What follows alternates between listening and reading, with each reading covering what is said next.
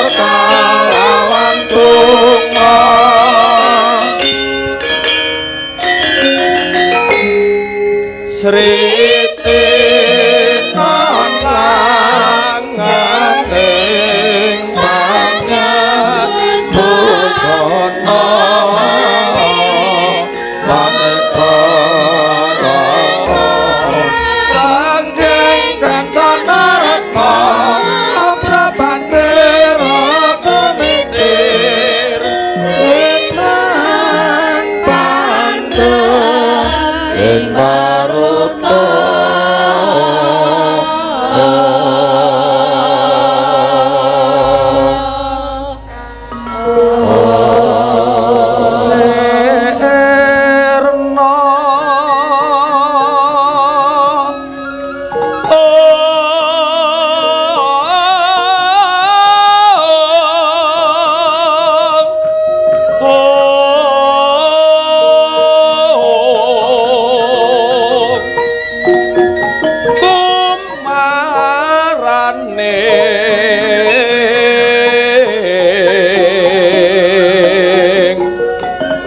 Oh,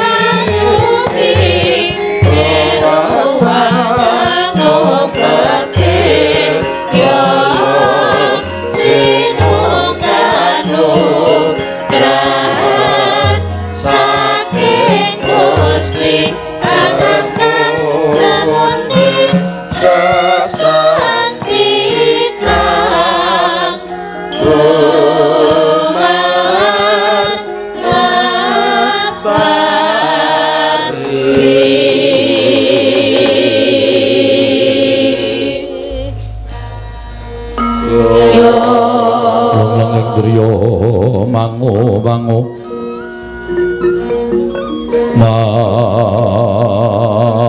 mangungkung kanduhan remang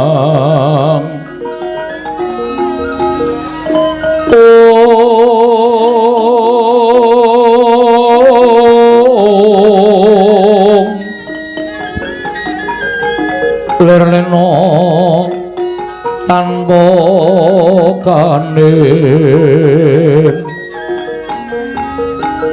yen tan dosa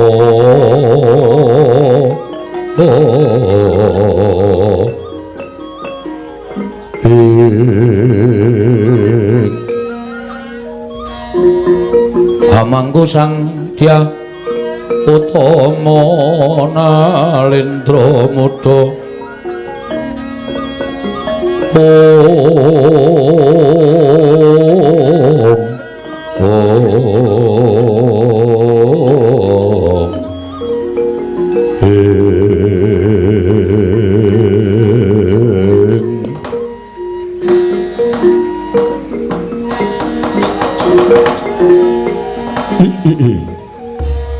Rama-rama dewaku yen mapunten sinuwun agarya kagiat raos sing manahipun ingkang abdi pun anoman dening paduka Gusti kula ing Mandura inggih kepareng rawuh wonten ing Kendhali Sada Diwaji kula ngaturaken sembah pangabekti kula kunjuk ngersanipun sinuwun Prabu Tiyang Agung Baladewa jagat wasisaning Ubathara Wayatara jagat yo Kakang Anoman ndak tampa tiba sepadha-padha kaprayogakna anggenipun lenggah wonten ing petrabaan Kundalini sinuwun wis ora kurang prayoga praptaka ning pertapan Kendhali Sada dina samengko iki Kakang Mayangkara Yayi Mas katuran karaharjan yo Kakang Anoman slamet sowanku aku ngaturke bekti marang ngersaning Kakang Mayangkara kula tampi dawah sami-sami janur gunung kadingaren dene jengandika sinuwun Prabu Mandura kepareng rawuh wonten ing Kendhali Sada upami ingkang abdi pun Anoman menika nandhang kalepatan dosa menapa ing badhe kula sandhang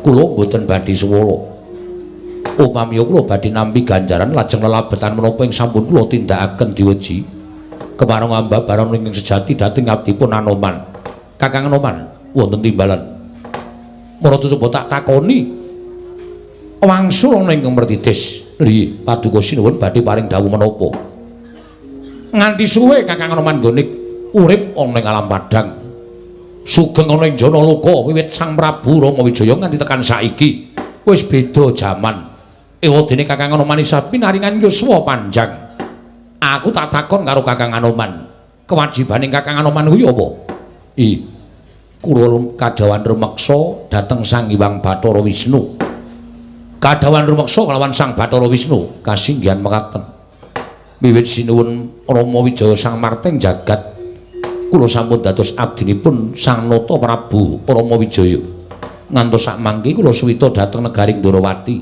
suwita dhateng sinuwun Prabu Dwaraka Sang Prabu Sri Bathara Kresna ateges kula tetep dhateng kewajiban kula netepi dhateng sesanggemaning ingkang sampun kaparingaken dhateng abdipun Anoman kula tansah budidaya hanjagi dhateng kalujenganipun Sang Hyang Bathara Wisnu ngono Kakang Anoman nggih kasinggihan mekaten nanging sabab apa dina ana lelakon ingkang tumanduk ning Krajeng Ndarawati teka Kakang Anoman ora mangerteni marang lelakon ingkang tumanduk ning Krajeng Dwaraka yen mapunten jengandika anak Prabu Mandura paring dawuh bilih wonten lampahan ingkang tumanduk wonten Krajeng Ndarawati menika nuwun sewu keparengipun wonten menapa Kakang Mayangkara dadi wruhanamu yen to wis ana sak candra itung klungganing nggonten samengko iki Yai Prabu Kresna ninggal Krajeng Ndarawati mongko ora ana baban kemangandha ingkang semendhi banun kang tinumpuk malah Yai Prabu Ndarawati ora weling kelawan Nayaka Punggawa Ndarawati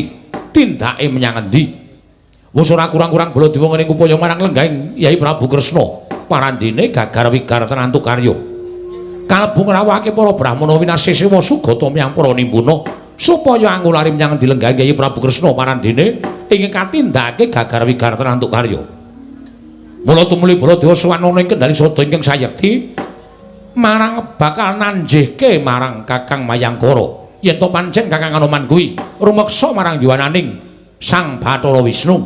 Nanging sebab apa Wisnu mindran saka ing Ndarawati lha kok teka Kakang Anoman malah enak-enak lungguh sila tumpang kendangan dengkul. Tanggung jawabmu menyang ndi Kakang Anoman?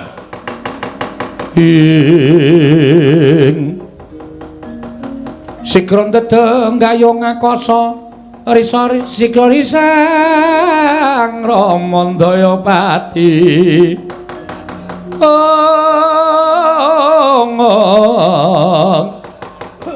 ana yaksa gunjang romarane wil katak sini iladal menapa estu mekaten sinuwun lho ora bakal ana jamak meneng atase Baladewa matur dura kelawan Kakang Anoman. Mula Kang Sangka kuwi yen to dina samangke Kakang Anoman ora iso lan ora bisa mbudidaya menyang dilenggahi Prabu Ndarawati. Cilik ketemu kelawan Yai Kresna, gedene nganti kondur kelawan Narendra Ndarawati. Ora ana gunane kowe urip ana ing alam padang sago lan netepi marang kewajibanmu minangka dadi pengayomaning Bathara Wisnu. Sinuwun. Apan menika sampun dados kewajiban kula selak ana tanpa gina. Namung sak mangke monggo sampun ngantos kula piyambak dipun rencang-rencangi upaya wonten pundi lenggahipun Sinuwun Prabu Ndarawati. Menawi sak mangke boten pinanggih wonten ing jagat Krilanana kula badhe minggah wonten ing Kayuwangan. Kula badhe nanjihaken dhateng para Jawata nanging lang prayogi menawi dipun upaya langrumiyin wonten ing jagat menika mbok menawi nembe alampah tapa duwe nindakake suwiji-wiji ingkang boten kenging kawanguran dening tiyang sanes. Ora sandadak kokean gunem tanpa guna ya budal dina iki mudhun saka Kendari Sada ngupaya menyang endi dening Yai Prabu Kresna. Monggo kula dherekaken sinuwun mandura.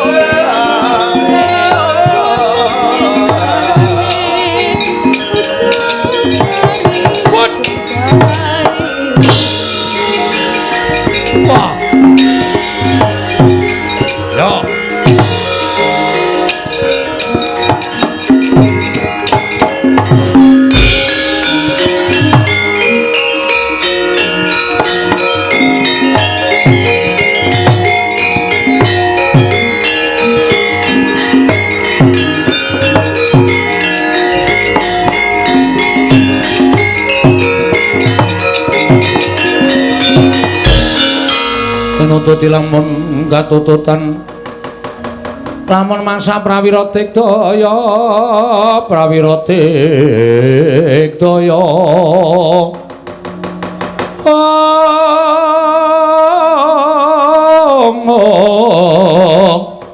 Prananggana magawe gelari rawang-wang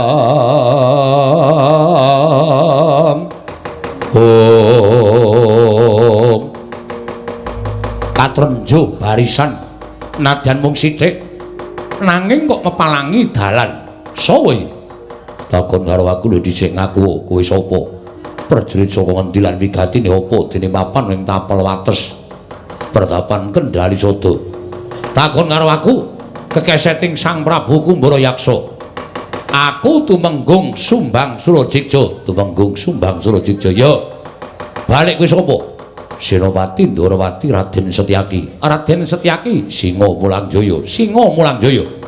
Tambak Yuda, Yuyudana. Wah jenenge akeh keparat.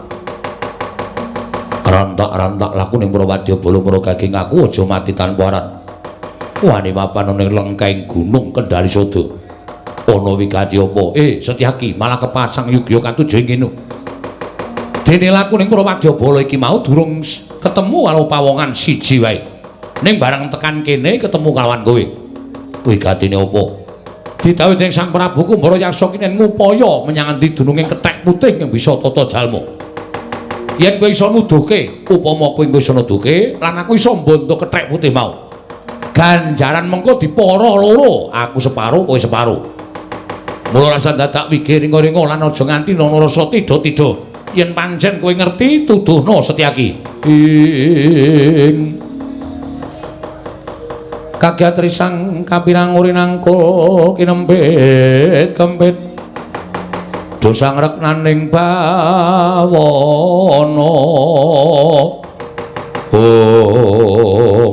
gugu karepe dhewe wani ngrasani karo Kakang Anoman kedhek puting bisa tata jalma kuwi pandhita ing Kendari Sada kadangku tuwa ya kuwi Kakang Mayangkara. Lah yen pancen kowe ngerti kakangmu sing jeneng Mayangkara mau bandanen wenehna karo aku. Aku bakal entuk bebungah ingkang sakmurwat karo Ratu Gustiku. Kena kowe bakal mbuntuh karo kadangku sepuh. Ya iso nyempal bau kiwa tengening Setyaki. Piye? Iso nyempal bau kiwa tengening Setyaki. Lho. Kok malah kowe sajae nantang karo aku? Lek nomripanmu gatena gobokmu. Kae kadangku tuwa, ora-orane Setyaki ngedol karo kadange tuwa. Malah kowe sawadya barang ora gelem mlunga saka lengkeng Gunung Kendari Sada. Aja takon dosaku yang bakal nglungake kelawan kowe sak kadang. Lho, wani karo sing tawedene apamu? Ora minggat arep tebak dadamane marganing patimu. Singalena prateng lalis tumenggung sumbang Surajigja.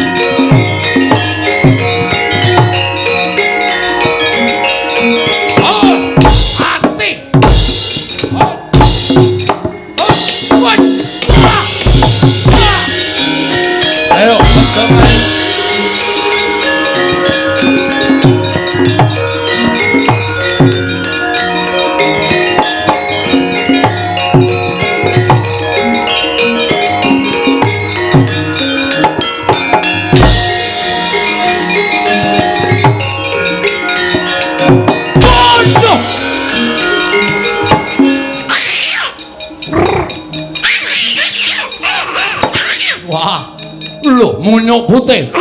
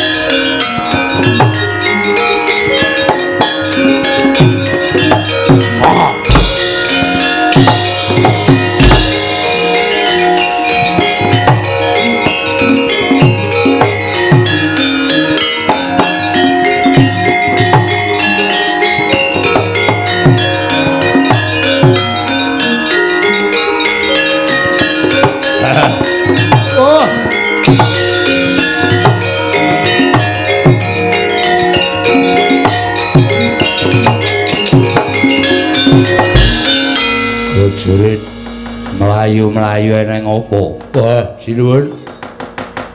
Wonten pepadang ingkang sampun kula sumerepi. Pepadang kepiye? Wonten manara ingkang ulusipun seta. Ulusipun pethak mulus. Sareng kula taliti jebul piyambakipun pandhita ing Kendari Sada Begawan Anoman. Namung mugi andadosna ing kawuningan samangke Begawan Anoman ngamuk punggung Suratantaha Nirbaya Nirwikara. Sedaya para prajurit sami nungsang puyang numbuk bentus ngudel bingung. Kepelajar aji kalawan kadigdayaning Sang Mayangkara. Wah, candhak kowe.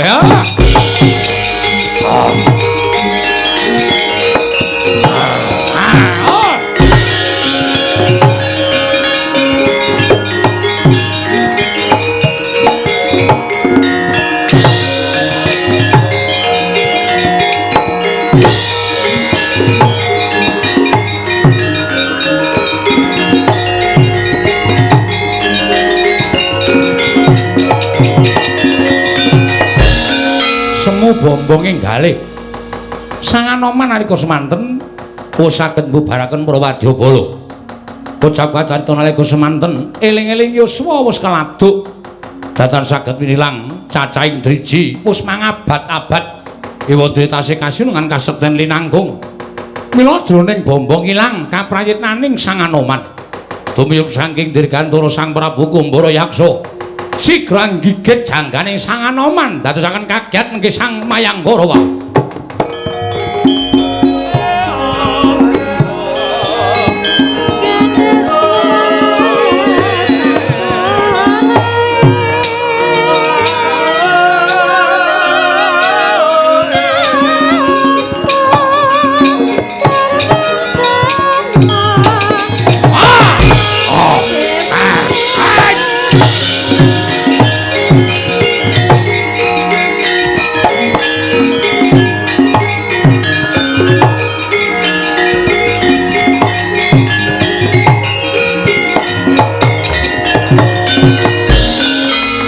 Gigit janggane dening Sang Kumbara Yaksa.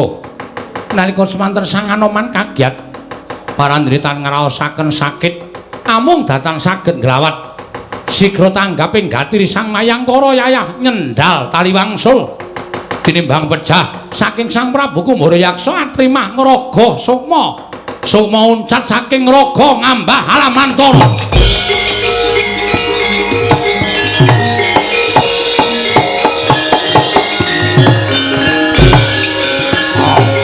Ayo.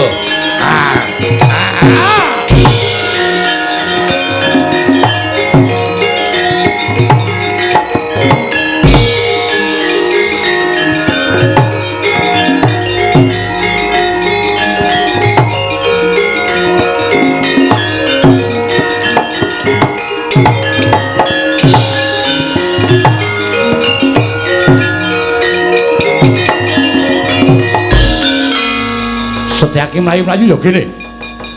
Koko Prabu ngaturaken ketiwasan. Ketiwasan piye? Nalika semanten kula sareng lampah kula lan Kakang Anoman. Nanging katrenjuh Wadyabala ingkang ngayunaken dhateng Kakang Mayangkura inggih Kakang Anoman. Madosi wanara ingkang nglusipun pethak ngantos dados peperangan yo. Nalika semana pun Kakang nyumurupi bledug mangampak-ampak lebur kasaput ingkang kin. Tak kira krai banteng karo macan jebul tinemune Siadi Bondo karana sawijining Wadyabala kasinggihan mekaten. Lah kok dadi kowe mundur sebab apa? Saeng katebian kula nyumurupi wonten yaksa ingkang nggigit jangganipun Kakang Anoman. Satemah Kakang Anoman dipun boyong dening yaksa menika kala wau nebih saking kawontenan negaringken utawi pertapan Kendali Soto. Lho. Kakang Anoman digawa buta kasinggihan mekaten. Wae lah dalan karepe dhewe. Setyaki daya laku ning buta ning nganti ana apa-apa kowe ora kudu ditutup dening sapa wae kene iki.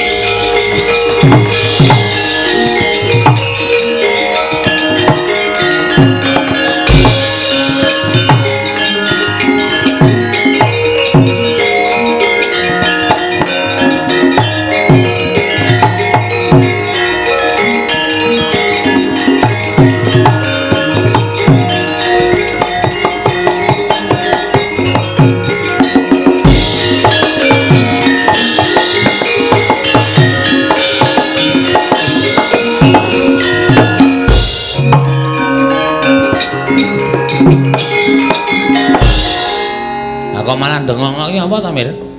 Kok malah ndengok iki ngopo, Pak? Aku kok kaya ora mentala weruh tindake ndaramu. Lagi iki ndaramu gayu wayu kok bingung penggalihe. Ha terus? Terus ha? Diwalik Bagong. Kowe mbantu karo ndaramu ya to, Le. Bantu pripun? Bantu ndaramu menentuk kanugrahan. Carane pripun, Pak? Kowe wong telu nyawa telu tak dadekke nyawa siji.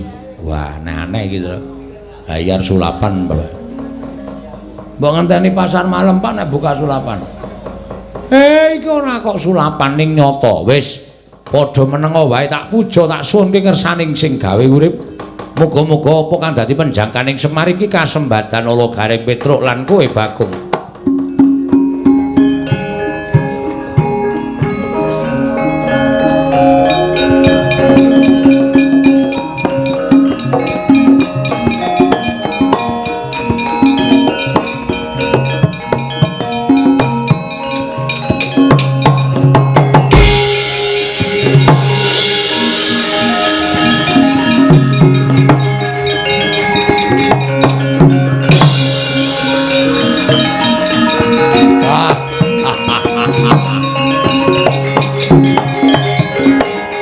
Maksudmu piye, Pak?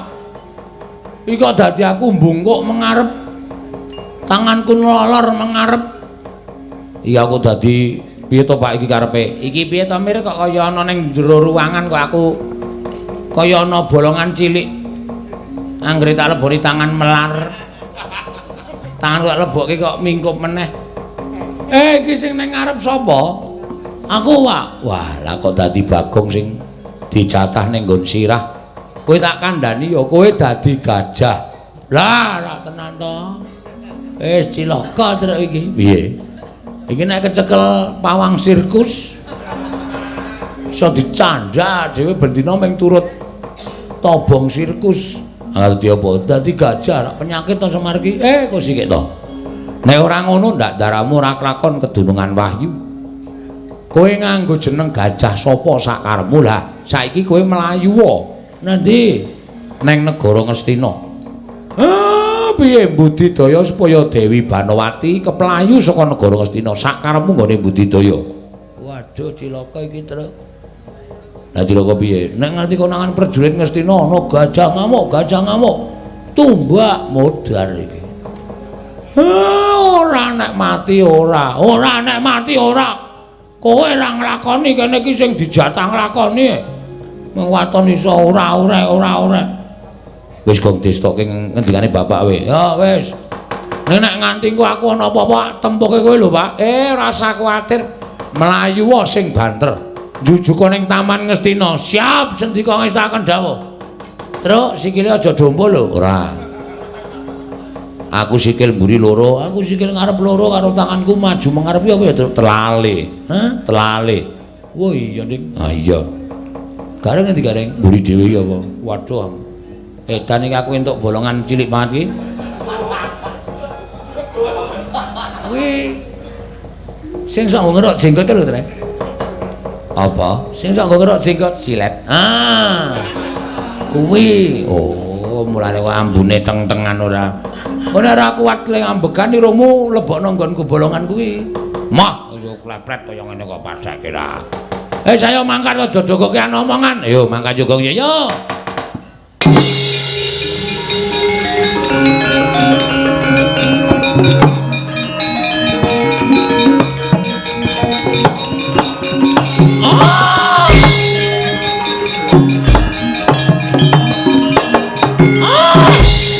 Ayo gong, sik. Wah.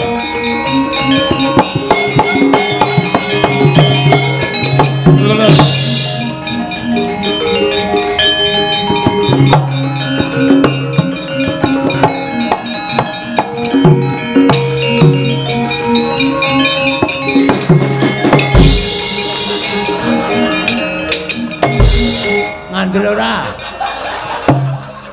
Sikil ngarep mburi iki nek ora kompak ngene iki gonggong ora diocok-ocok ngono kuwi. Wah, wis kok cilaka mlakuke kok nganti krungkep lho.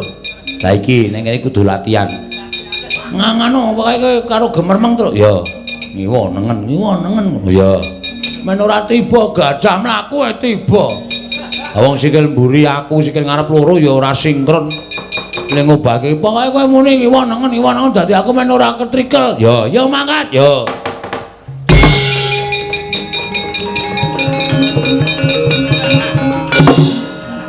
Gong. Wow.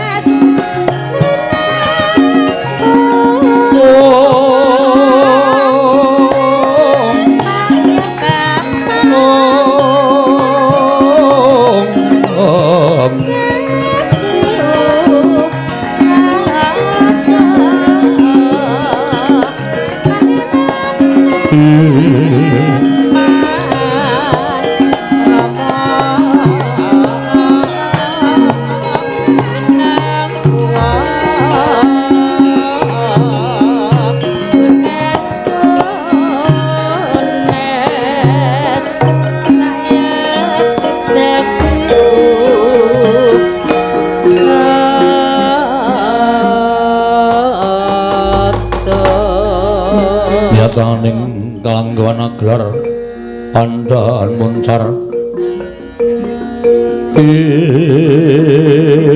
non lir kekonang surem sorotetan padang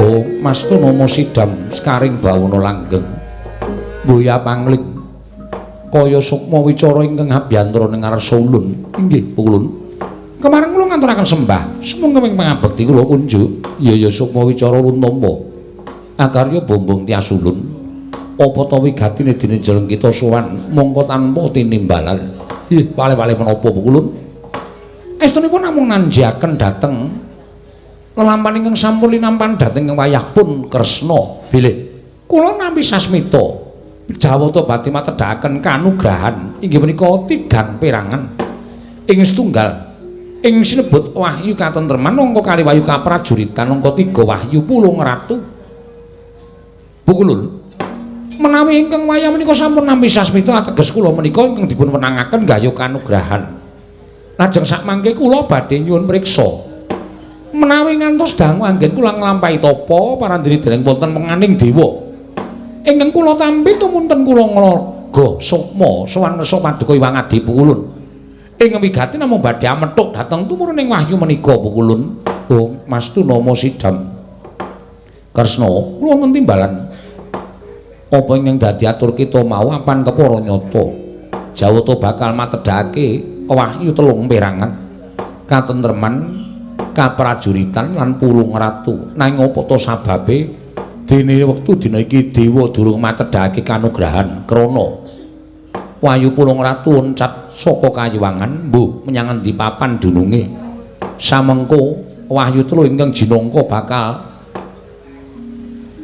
tinibakake ana ing jagat mung kari loro, ya kuwi katentreman lan kaprajuritan. Lho, lajeng pulung ratu wonten pundi? Ulun dhewe mboya mangerteni. Mula kang sangka kuwi Kresna, panjen wis trep lamun kita ingkang darbi wahyu katentreman jalaran urip kita ning alam padhang minangka dadi panitising Sang Hyang Bathara Wisnu sayekti duwe pakaryan nentremke jagat sawigung. Wondene wayu kaprajuritan paringna kelawan kadang kita ing nunggul pawanang Hyang Jodipati Siwerkudara ingkang dina iki uga laku tapa brata. Wondene ingkang katelune wahyu pulung ratu ingkang sayekti kudu didarbe dening Si Arjuna nanging oncat saka kayiwangan. Mula gandeng oncating wahyu ulun ora mangerteni, kita ulun patah supaya ngupaya menyang endi dununging wahyu pulung ratu. Sawise kita ulun paring katentreman lan kaprajuritan, kita ulun paringake tedhak utawa bali marang Martya padha ngupaya kang aran wahyu pulung ratu sukma wicara. Gunjang ganjing langit kelap-lapaton lir kincanging risang mawe gandrung. Menawi kula mekaten Pukulun tumunten ngamaringna lan kula nyuwun pamit madal pasilan wangsul dhateng jagat sing ati-ati para gagi tampanana Narayana.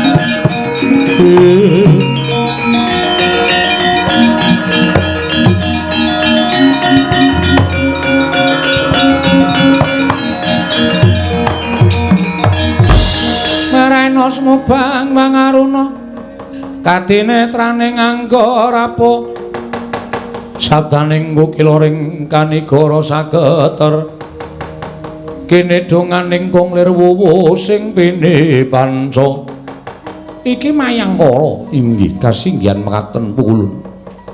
Lah kok teko kowe wujud sukma manjing alamantara namung upadi wonten pundi lenggahipun Pukulun teka ninggal negari Ndarawati. Anoman wonten timbalan yekti ngupaya tumurun ing kanugrahan ya kuwi wahyu katentreman wis kasalira dening panjenengan ingsun wahyu kaprajuritan wis bakal tinampa kalawan kadang kita tunggal bayu ya Siwerkudara inggih kasinggihan mekaten ya ming wahyu pulung ratu kok isih oncat saka kayiwangan mulayu Anoman bali marang ragane dhewe-dhewe dirampungke perkaraning jagat Swawi kula dherekaken sinuwun.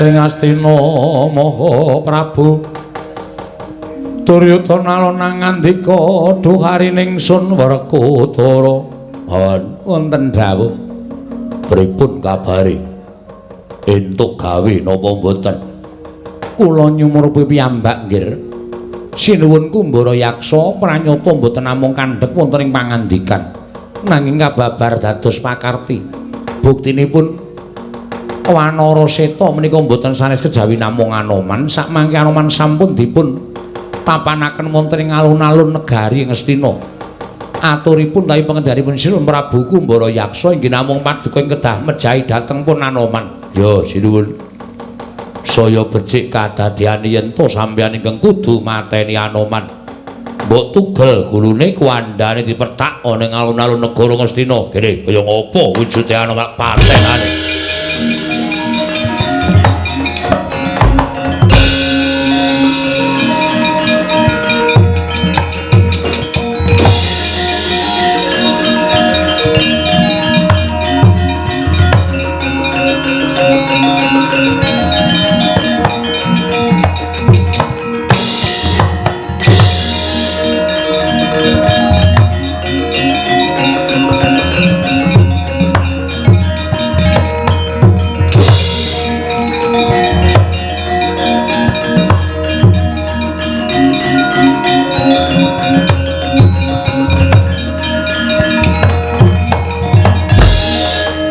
Anggro sumbar Lindhu bumi kuncing kumaluduk guntur ketup ing Anoman sing gedhe pangapuramu yen to wektu dina iki aku kudu mentala karo kowe merga sarana ditumbali ya kuwi kuwandamu ning negara Ngastina wayu ing manjing angganing Yai Ratu Banawati bakal pinardawa kamulyane tumung kula bapa ngakasa Ibu Pertiwi sabet curiga tugel tel gulumu wis senggono kunjang kancing langit kelap-kelapaton lir kincang ing risang mawe gandrung kocap kacarita nata ngastina arsa jumangkah anigas janganing sang Anoman nalika semanten datan prayina kedadak ingkang mlebet beteng nenggih gajah ing dadosan saking sang Hyang Panakawan sigra sumurup sang Duryudana Samulosara sang Anoman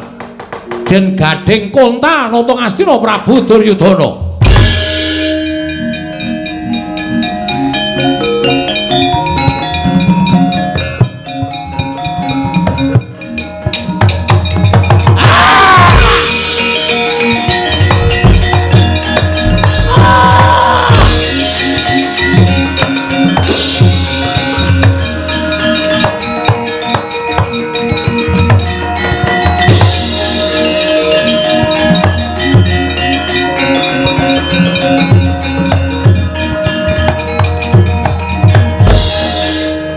dalah upama ora ana wujuding gajah mau tak kira wis ora karo-karuan ragaku satemaku ora bisa bali manjing ana ing ragaku ya dewe panggo aku ngaturake panuwun ingkang tanpa pepindhan Sinuwun Darawati panjenengan lenggah wonten pundi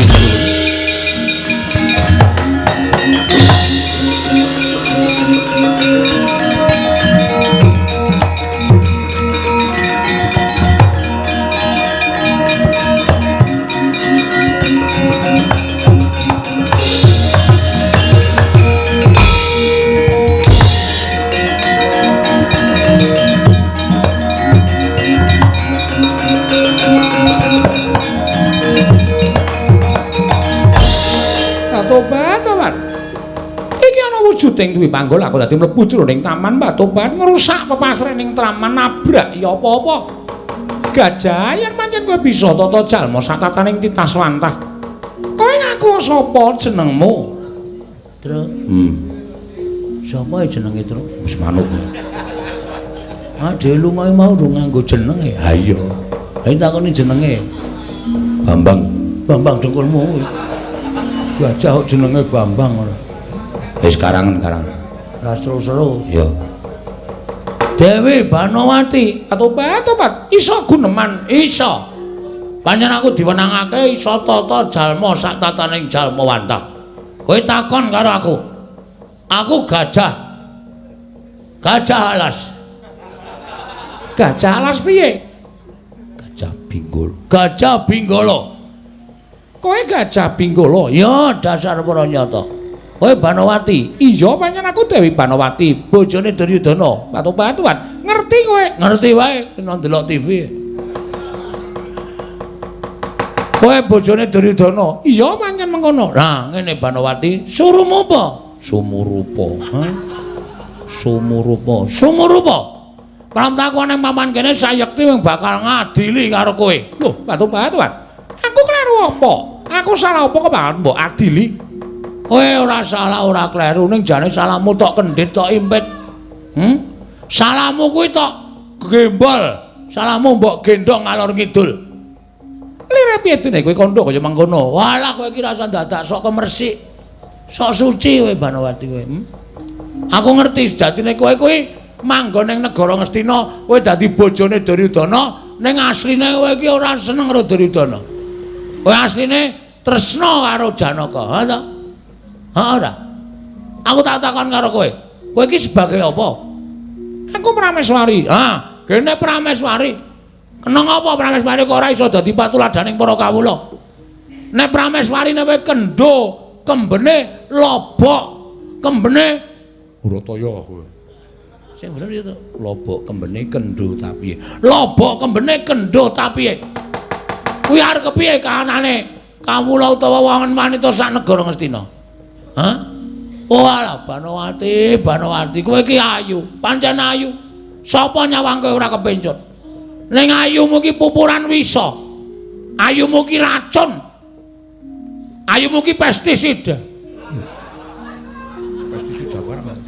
Meneng ta, Tru? Iya. Sapa sing kena ayumu kuwi bakal sirna margalayu.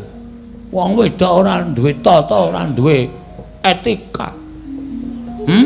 Anggep apa kowe nang ngene terus kowe iki nang kene iki wis gleleng dawuh karo abdi-abdi. Abdimu kuwi derajate luwih dhuwur timbang kowe. Mergo abdimu ki arep mung derajate abdi, ning ngenggoni le minangka dadi wanita ya wanita tenanan, wanudya tenanan. Ora kaya kowe Prameswari kok mrana mrene sambung karo wong lanang dudu bojone. Lakon apa kaya ngono kowe? Penyakit to. Aku dadi ketegelan kowe. Rumangsamu kaya ora weruh karo tata. Ora dikandhani bapakmu kowe, ha. Ora dikandhani wong tuamu, Prabu sapa Tru? Salya. Ndara Janaka iki dadi bojone Wara Sembadra. Aku kowe kok ceniningan ora. Wong kok ora mikir. Kaya ngono kahananmu. Oh. Terus meneng wae. Terus. Dunak-unake terus nganti mlayu. Banowati ayo mlayu, aja dijak. Ben kono mlayu dhewe. Padha ayo mlayu. Kapok ora kowe taunake kaya ngono kuwi. Kapok ora taunake kaya ngono. Arep kowe landesan tresna, arep kowe landesan tetek bengek sing jeneng kowe tresnani Ndara Janaka anu Raden Janaka iki kleru. Kleru tetep kleru. Ha takono sapa wis tetep kleru. Arep macem-macem kok. Semangkean. Duryudana takon nggo ngapa? Hah? Minta go wangun-wangun Duryudana. Ha apa piye? Oh, alah Banowati. Ayu kok mung dienggo lelemeran. Ayu kok ning dienggo. Wah, menungsa macem apa kok. Ora wangun kowe manggon ning negara Ngastina. Nang alas kono manggon. Mergo kowe ora duwe rasa kamanungsan. Kowe ora duwe rasa iba. Iba ya wong mbok. Wis omong-omong to. Iya. Ora duwe rasa iba. Ora duwe rasa mesake karo sak pepadane. Ora memelas karo sapa bojone jan Sembadra. Oh, penyakit ora. Wagu kowe nek carane kaya ngono wis pinter rasa ndor langit ayu nganti lemeran kaya ngono. Nek kelakuanmu kaya ngono kuwi sing tak ndelke apa? Kelakuanmu sing biasa kaya ngono kuwi ngembet karo wong tuamu barang tak kandhani.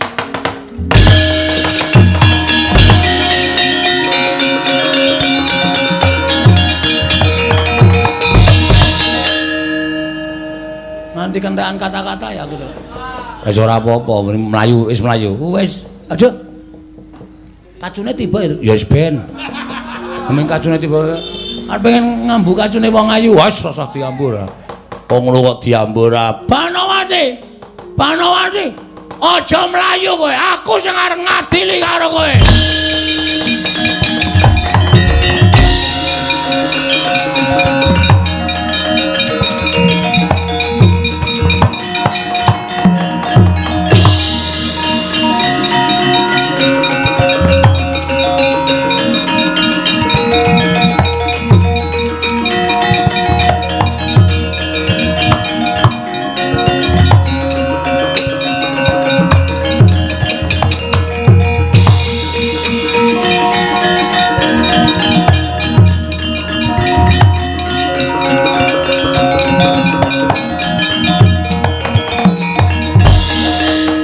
Kresna Senayeng manggelung mintonaken tiwikramannira kang kumitir tara apa jugar Yai ya aku wis jugar mbok jugarake siadi tapa ngupaya apa entuk sasmita kudu ngupaya kanugrahan para kageh tampan ana iki paring Sang Asih Prana ya Sang Hyang Padawenang iki wis pun Kakang Gawa wujude apa wahyu kaprajuritan Tampanana Werkudara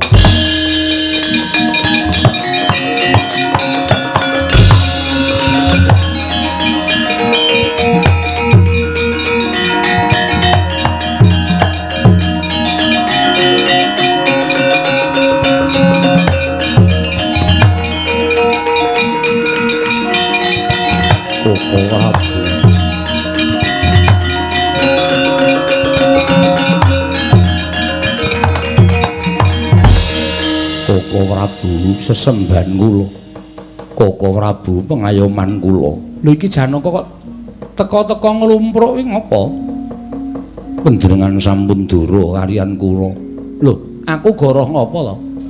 Koko Prabu sampun pikantuk gegayuhanipun. Apa? Kanugrahan Kakang Masugi mencorong cahyanipun. Ketinggal menawi sampun kasembadan gayuh kanugrahan. Nanging kula ingkang dereng Koko Prabu kula dereng saged kasembadan gayuh kanugrahan kula kedah kados pundi Koko Prabu tobat Dimas Janaka kowe nang Dimas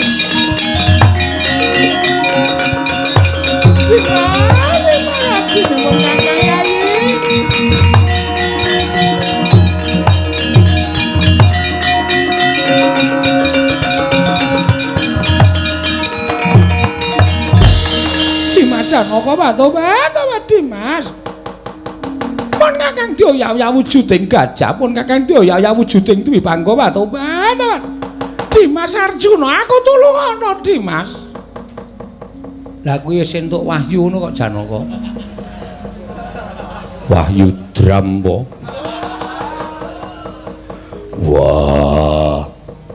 Jlamprong omongan glece sak penake dhewe. Sanes menika ingkang kula ajab tobat jan iki rembugan apa to mboyonge wae karo pun Kakang Mbok aku ki Daya gajah diunek-uneki karo gajah tobat gajah kok panggraitane kaya menungsa ngerti lakone awake dhewe tobat ngerti lakone awake dhewe lah wong sedaya menika sampun sami ngertos panjenengan kaliyan Janaka menika wonten sambetan menika sedaya sampun sami prisa sampun malih kok wujudipun titah menungsa nadyan kewan kutu-kutu walang atoga menika sedaya sami ngertos. Nah ya carane ora ngono kuwi ngunek-unekke kalian kula. Lah nuwun sewu, ingin dipun lampahi menika klentu napa mboten? Klentu tumraping panjenengan mboten tumraping kula. Lah kuwi jenenge benere dhewe. Wis ben aja ta urus. Wah, wong seneng iki kandhani piye-piye ora bakal iso gugu. Wis ben dilakoni. Ben dirasake.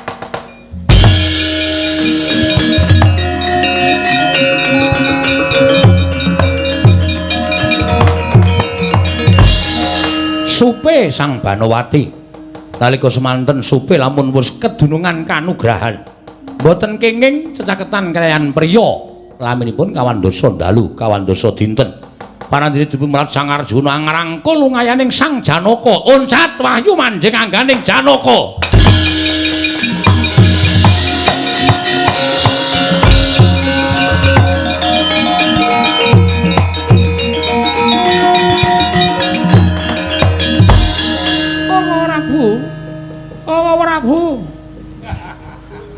kula kok edan kula kados mekaten menika terus pundi ora Bu? Lho kenging menapa?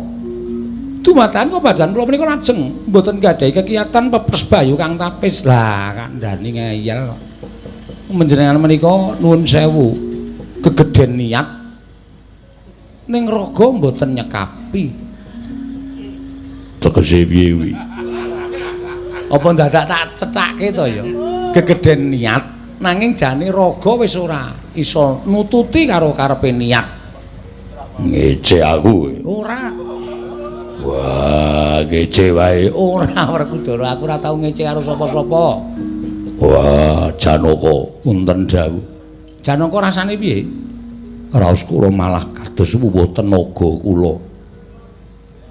Yai Ratu Banowati kecalan. Kula kecalan menapa? Panjenengan supe pikantuk kanugrahan Wahyu Pulung Ratu. Inggih. Supe menawi mboten ing caketan kan priya. Inggih. Lah kok ngrangkul Janaka? Wahyu oncat. Tobat. Wahyu oncat. Inggih. Waduh ya wis ben. Kula menika mboten kedulungan Wahyu menawi saged ngrangkul Janaka menika sampun imbanipun ngaditine pikantuk Wahyu kamardikan ora Bu. Piye kuwi Werkudara? Wah, werna-werna wae. Dimas aku tulungono ya, tulungono. Kula aturi lenggah wingking mriki. Duwe panggonipun kados pundi, gajahipun wonten pundi? Ngoyak aku Janaka, ngoyak aku.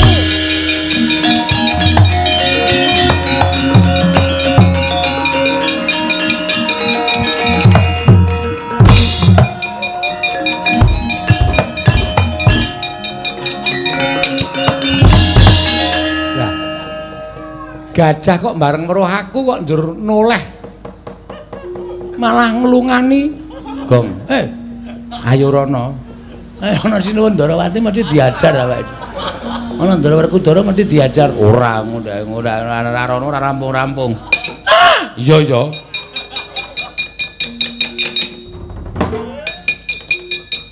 Jagat Dewa Bathara, jagat Pangestu-Nggara. Weh lah ngerombong.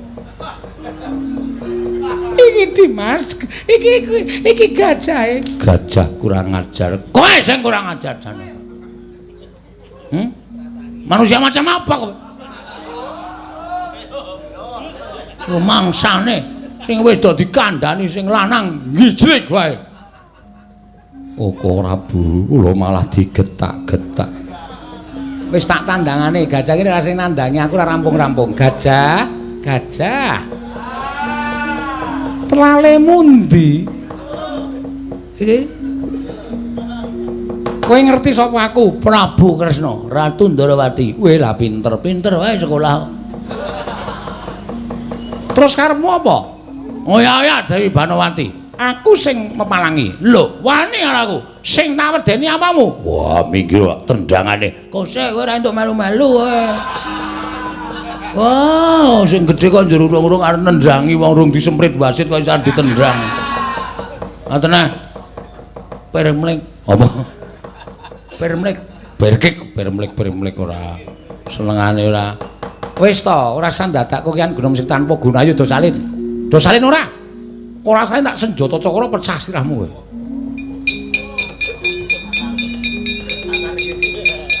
Siap. Madang Ramadhan semaput. Wah, karo piyai siji iki wis konangan. Sing ning ngarep dadi sirah sapa? Gong, kon rene kowe. Aku langsung bali wae terus. Wis iki to kon. Kon rene mampir kene sik. Ora aku iki dinteni angkutan ya ora rene. Wonten dawuh. Sing ngakon kowe sapa? Dadi gajah barang. Semar. Ndara Janaka nang kene kok Semar ora rene iki mulih iki mesti ra tanggo jawab iki, Tru. Ya jujul ya digotong iki. Aja. Bapak iki mesti nang kene. Semar kok rene nggih.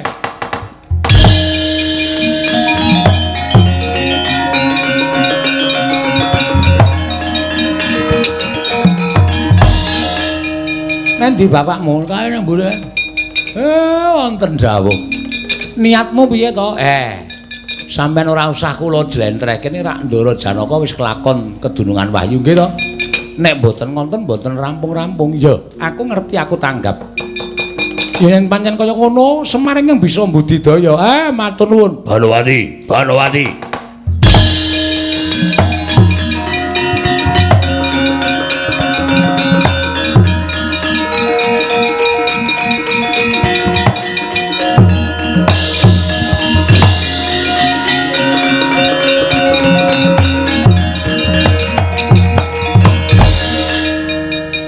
Banowati. Wonten dawuh.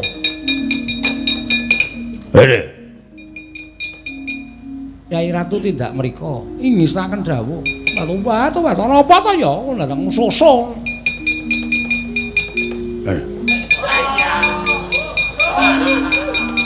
Ngopo kowe tekan kene? Mboten menapa-menapa kala wonten gajah ingkang oyak-oyak dhateng kula tumuli kula dipun tulungi dening Dimas Janaka, dipun tulungi dening Prabu Ndarawati. Apa ora ana wong lanang liya sing nulungi karo kowe? Nulungi kok milih. Mboten milih, nyatanipun ingkang wonten kula kaliyan pun Yayi Janaka, Yayi. Mboten. Kula wis ngerti lakone. Diar menangan sing lanang. Apokmu kapan? Yo tanggung jawab. Cerewet. Ora meneng tak suwek lambimu. Tak suweki dhewe. Mbane mong suwek malah saya amba. Sampun monggo dipun asta kundur. Dipun derekaken kundur ingkang garwa. Niwawun suwi napa dereng ngriki? Nembe kemawon. Tenan. Estu. Dereng suwi. Dereng. Tur dasaripun wonten kula wonten Werkudara. Kok arep ngopo to ya? Banowati. Wonten dawuh. Atus. Inggih.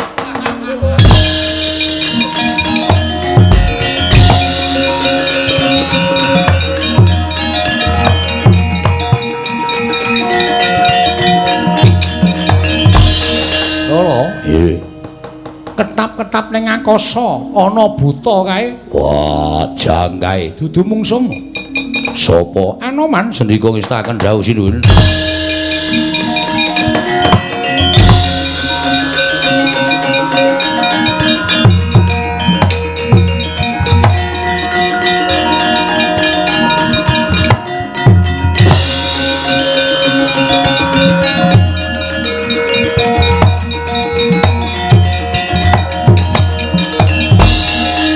Kedhek putih ora dadi tumbal kowe sing dadekke tumbal. Ayo.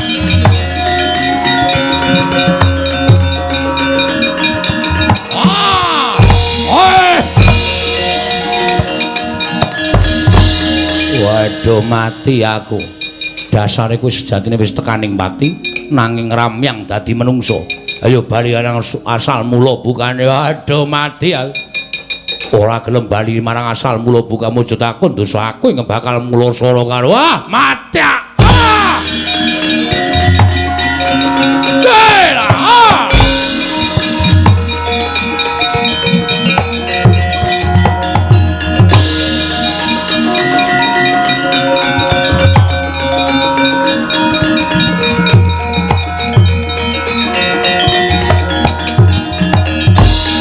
Arsa madangi jagat tumungup-mungup paning sapucaking wukir marebak bangsa mirat keneng soroting surya mega lan gunung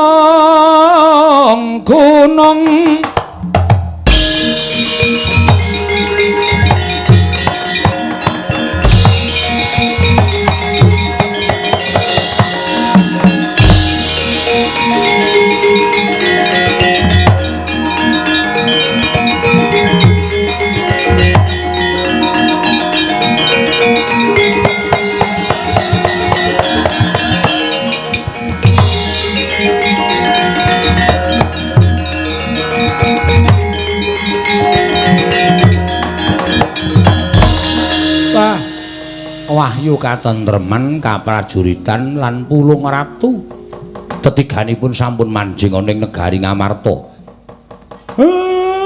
Katentreman saged dipun gayuh menawi wonten jiwa kaprajuritan Semanten ugi sasampunipun tentrem kedah wonten ingkang minangka dadi panutan inggih menika ingkang sampun kedulungan Wahyu Pulung Ratu ya Semar. Tetiganipun menika mujudaken satunggiling kanugrahan ingkang winastan Wahyu Tanah Jawi sageta pinardawa tentrem ayem mulya rukun niring Sambi Kalandara.